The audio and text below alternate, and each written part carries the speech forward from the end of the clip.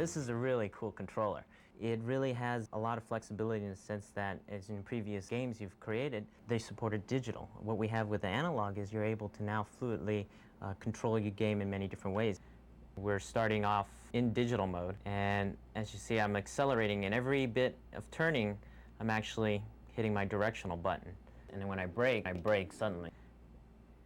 As I start in analog, I have a finer control of my driving. As you can see, I can slow down gradually as well as accelerate at a quicker speed. If you see, if I brake, I can gradually press on my brakes and slow down. What we have first is your digital mode is indicated without a light being shown. And right now it supports your standard controller that exists today. If we put it into the analog mode, indicated by the red light, we now support these features. And we can control the game itself by moving the joysticks. What happens is the developers may have the option to use these as optional features, such as maybe the car honking or looking in reverse. So here at Activision, we're really stoked to be able to use the analog controller, especially for Apocalypse in particular.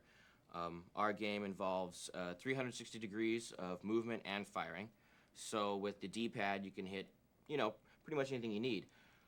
But with the analog controller, if you want to hit 22.5 degrees to shoot the guy in the corner room that's trying to take you out, all you have to do is put the controller at 22.5 degrees and you got him. And I really don't think anything can offer more control than that. So here at Fox, we're working on this new game called Croc, Legend of the Gobos, which features this lovable crocodile who lives in this full 3D world.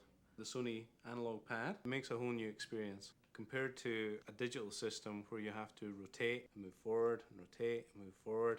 But once we switch in the analog system, you're just moving really fluidly. In Crash Bandicoot 2, we're using all of the analog joystick capabilities.